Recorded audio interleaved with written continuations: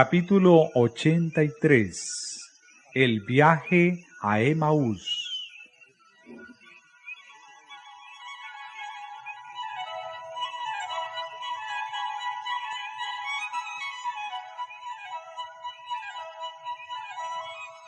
Hacia el atardecer del día de la resurrección, dos de los discípulos se hallaban en camino a Emaús, pequeña ciudad situada a unos 12 kilómetros de Jerusalén. Estos discípulos no habían tenido un lugar eminente en la obra de Cristo, pero creían fervientemente en Él.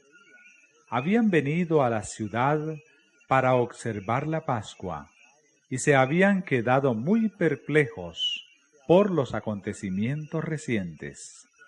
Habían oído las nuevas de esa mañana de que el cuerpo de Cristo había sido sacado de la tumba, y también el informe de las mujeres que habían visto a los ángeles y se habían encontrado con Jesús. Volvían ahora a su casa para meditar y orar.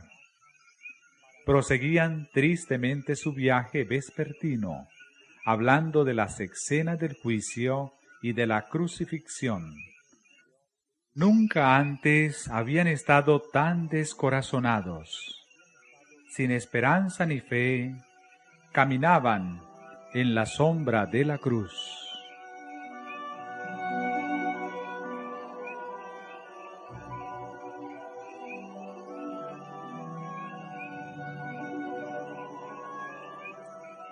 No habían progresado mucho en su viaje cuando se les unió un extraño, pero estaban tan absortos en su lobreguez y desaliento que no le observaron detenidamente.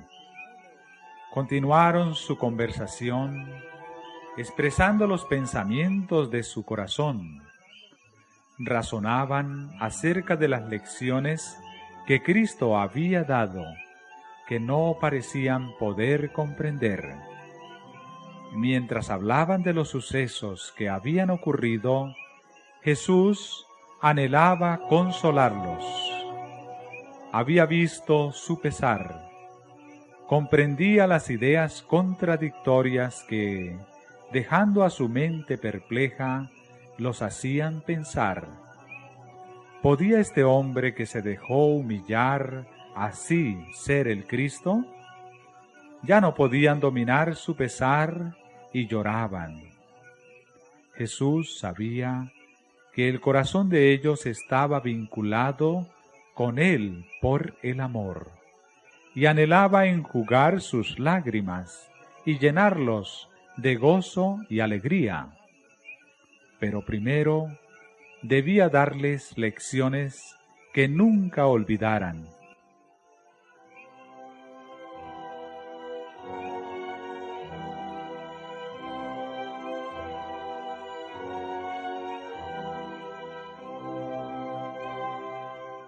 Y díjoles: ¿qué pláticas son estas que tratáis entre vosotros andando, y estáis tristes? Y respondiendo el uno, que se llamaba Cleofas, le dijo: Tú solo peregrino eres en Jerusalén, y no has sabido las cosas que en ella han acontecido estos días. Ellos le hablaron del desencanto que habían sufrido respecto de su maestro, el cual fue varón profeta, poderoso en obra y en palabra delante de Dios y de todo el pueblo. Pero los príncipes de los sacerdotes y nuestros príncipes, dijeron, le entregaron a condenación de muerte y le crucificaron. Con corazón apesadumbrado y labios temblorosos, añadieron: Mas nosotros esperábamos que Él era el que había de redimir a Israel. Y ahora sobre todo esto, hoy es el tercer día que esto ha acontecido.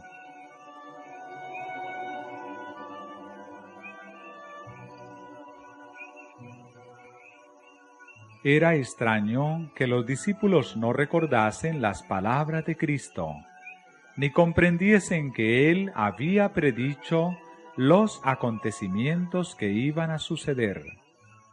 No comprendían que tan exactamente como la primera parte de su revelación, se iba a cumplir la última, de que al tercer día resucitaría. Esta era la parte que debieran haber recordado. Los sacerdotes y príncipes no la habían olvidado. El día después de la preparación, se juntaron los príncipes de los sacerdotes y los fariseos a Pilato, diciendo: Señor, nos acordamos que aquel engañador dijo, viviendo aún: después de 3 días resucitaré. Pero los discípulos no recordaban estas palabras.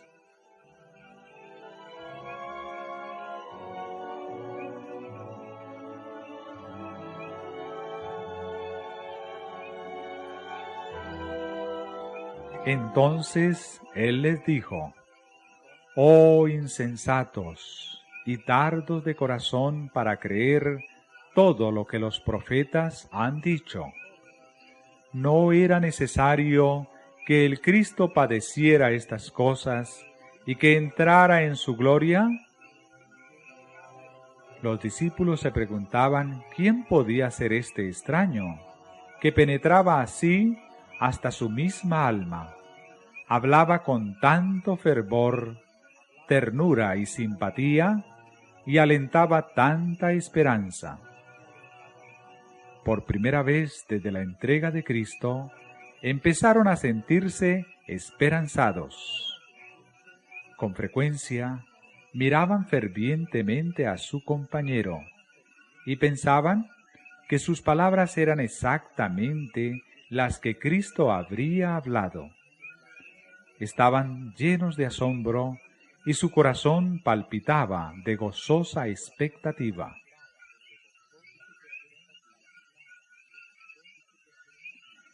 Empezando con Moisés, alfa de la historia bíblica, Cristo expuso en todas las Escrituras las cosas concernientes a Él. Si se hubiese dado a conocer primero, el corazón de ellos habría quedado satisfecho. En la plenitud de su gozo no habrían deseado más, pero era necesario que comprendiesen el testimonio que le daban los símbolos y las profecías del Antiguo Testamento. Su fe debía establecerse sobre éstas. Cristo no realizó ningún milagro para convencerlos, sino que su primera obra consistió en explicar las Escrituras. Ellos habían considerado su muerte como la destrucción de todas sus esperanzas. Ahora les demostró por los profetas que era la evidencia más categórica para su fe.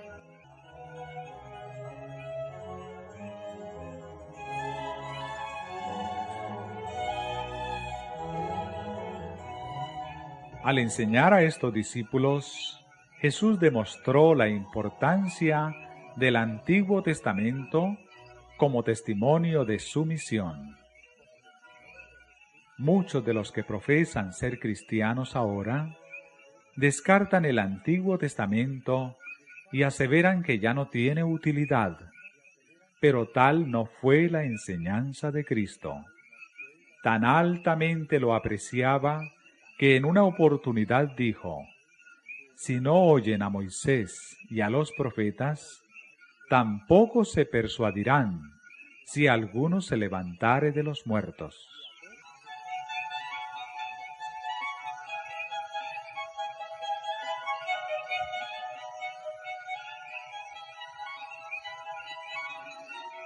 Es la voz de Cristo que habla por los patriarcas y los profetas desde los días de Adán hasta las escenas finales del tiempo. El Salvador se revela en el Antiguo Testamento tan claramente como en el Nuevo. Es la luz del pasado profético lo que presenta la vida de Cristo y las enseñanzas del Nuevo Testamento con claridad y belleza. Los milagros de Cristo son una prueba de su divinidad, pero una prueba aún más categórica de que Él es el Redentor del mundo se halla al comparar las profecías del Antiguo Testamento con la historia del Nuevo.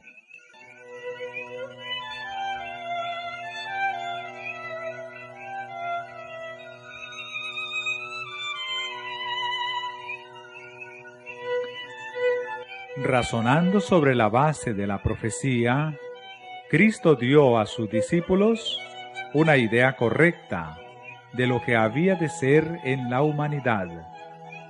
Su expectativa de un Mesías que había de asumir el trono y el poder real de acuerdo con los deseos de los hombres había sido engañosa. Les había impedido comprender correctamente su descenso de la posición más sublime a la más humilde que pudiese ocupar. Cristo deseaba que las ideas de sus discípulos fuesen puras y veraces en toda especificación. Debían comprender, en la medida de lo posible, la copa de sufrimiento que le había sido dada. Les demostró que el terrible conflicto que todavía no podían comprender era el cumplimiento del pacto hecho antes de la fundación del mundo.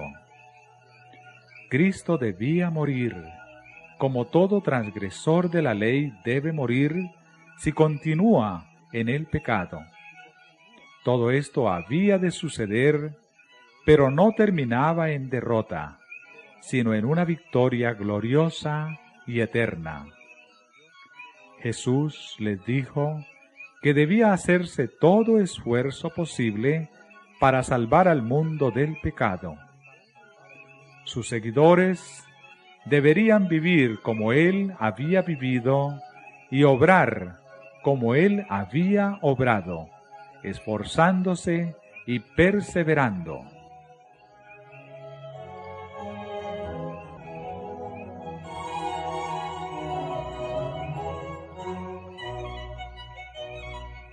Así discurrió Cristo con sus discípulos, abriendo su entendimiento para que comprendiesen las Escrituras.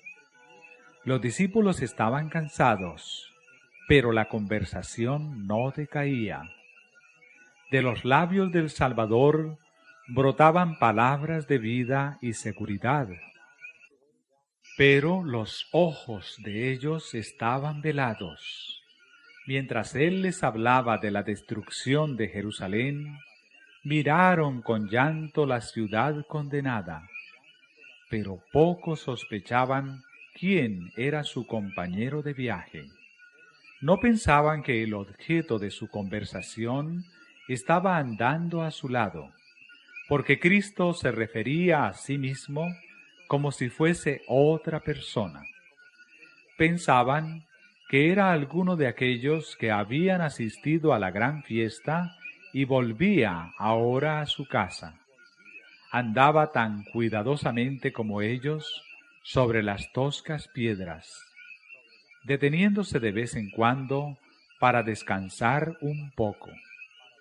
Así prosiguieron por el camino montañoso, mientras andaba a su lado aquel que habría de asumir pronto su puesto a la diestra de Dios y podía decir: «Toda potestad me es dada en el cielo y en la tierra».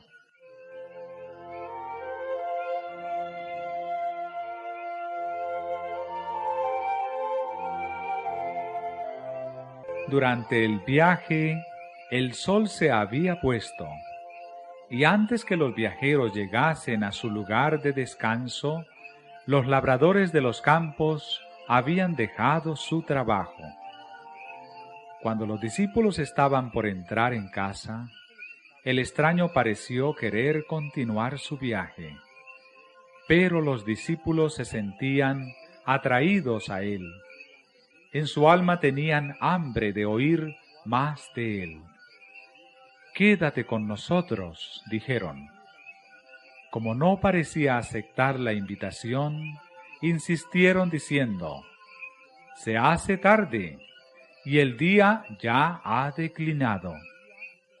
Cristo accedió a este ruego, y entró, pues, a estarse con ellos.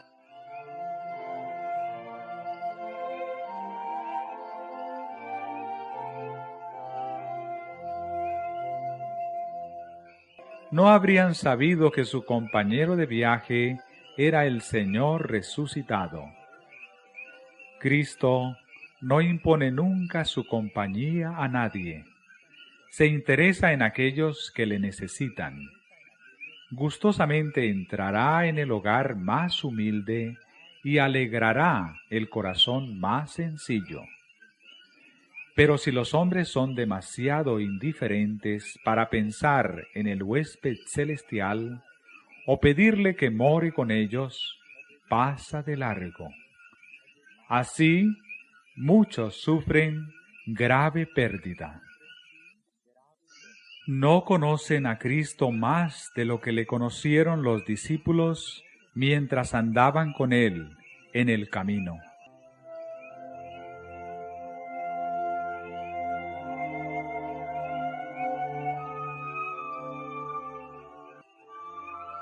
Pronto estuvo preparada la sencilla cena de pan. Fue colocada delante del huésped, que había tomado su asiento a la cabecera de la mesa. Entonces alzó las manos para bendecir el alimento. Los discípulos retrocedieron asombrados. Su compañero extendía las manos exactamente como solía hacerlo su maestro.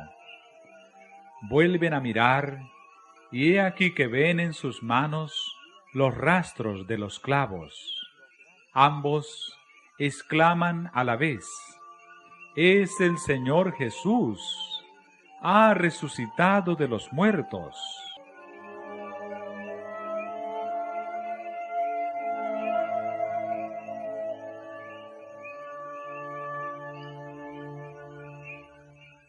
Se levantan para echarse a sus pies y adorarle, pero ha desaparecido de su vista.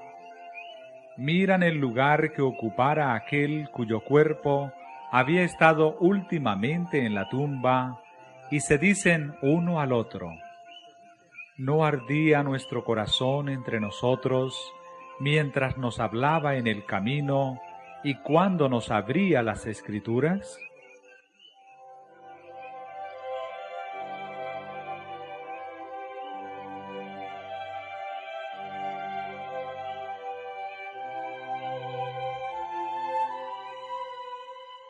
Pero teniendo esta gran nueva que comunicar, no pueden permanecer sentados conversando. Han desaparecido su cansancio y su hambre.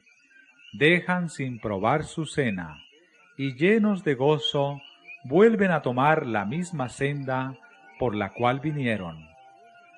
Apresurándose para ir a contar las nuevas a los discípulos que están en la ciudad. En algunos lugares el camino no es seguro, pero trepan por los lugares escabrosos y resbalan por las rocas lisas.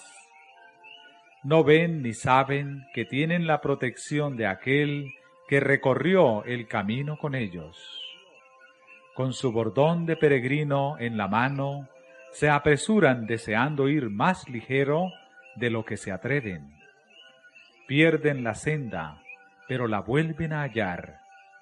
A veces corriendo, a veces tropezando, siguen adelante, con su compañero invisible al lado de ellos todo el camino.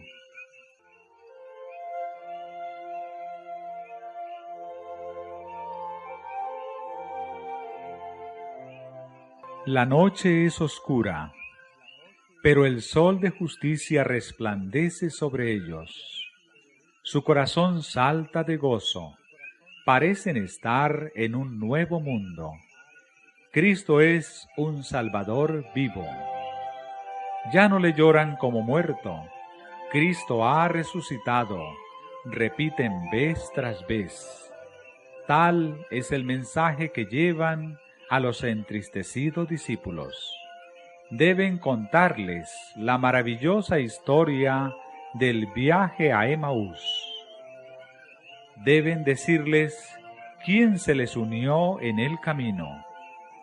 Llevan el mayor mensaje que fuera jamás dado al mundo, un mensaje de alegres nuevas, de las cuales dependen las esperanzas de la familia humana para este tiempo y para la eternidad.